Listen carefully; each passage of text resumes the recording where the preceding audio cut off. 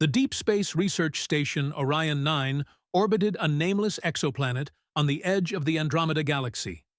Dr. Elias Carter had spent the last 6 months analyzing radio signals from the planet's surface. Most were background noise, static from a long-dead world, until last night. At precisely 3:14 ship time, a new signal emerged. Rhythmic, deliberate, intelligent. Carter replayed the transmission in his dimly lit lab, adjusting the frequency filters. The pattern was unmistakable, a distress beacon. But that wasn't what sent a chill down his spine. The signal was human. That was impossible. Orion 9 was the first manned mission to this system. No ship had ever been here before. Unless... Carter ran the signal through a spectral analysis, searching for an origin. A set of coordinates flashed on his screen. The transmission came from the surface, an abandoned base station bearing the Orion 9 insignia. His breath caught. They had never landed. The station's intercom crackled. "Dr. Carter, report to the bridge." Captain Mira Solis stood at the observation window, her face unreadable. "We picked up your signal." Carter nodded. "It's coming from a base on the surface.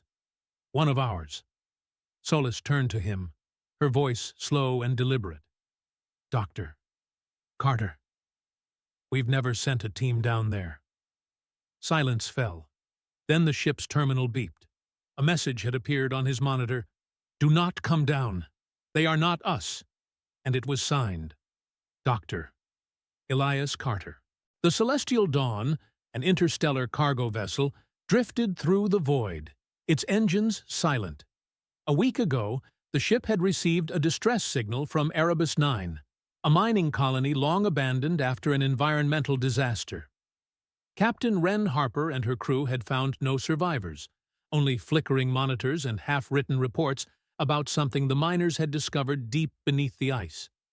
Now, as the ship made its way back to the nearest station, strange things were happening. Logs were rewriting themselves. The ship's AI, Vera, whispered nonsense over the intercom at night. And the worst part? They weren't alone. "Harper," came the voice of her engineer, Elias, over the comms. "I checked the crew logs. We've got a problem." She frowned. "Go on." "There are 12 people listed on board." Harper felt a chill creep up her spine. "That's impossible. We only have 11. Silence. Then Elias's voice dropped to a whisper. "Who the hell is passenger 12? The ship's lights flickered. The intercom crackled. A voice, distorted, hollow, spoke. "I was left behind."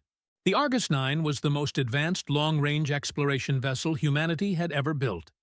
Its mission, to study the gravitational anomaly at HD 21749b, an exoplanet on the edge of the known universe.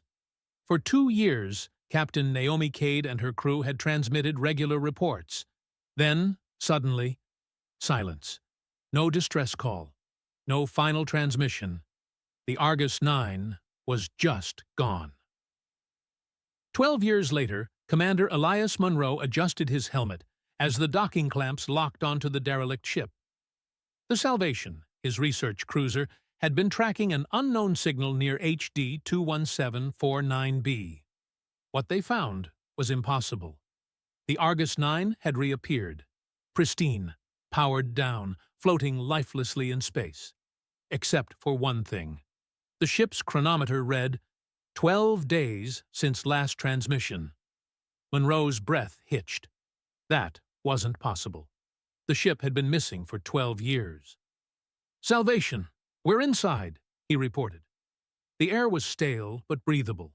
The corridors were intact. The walls bore no signs of time or decay.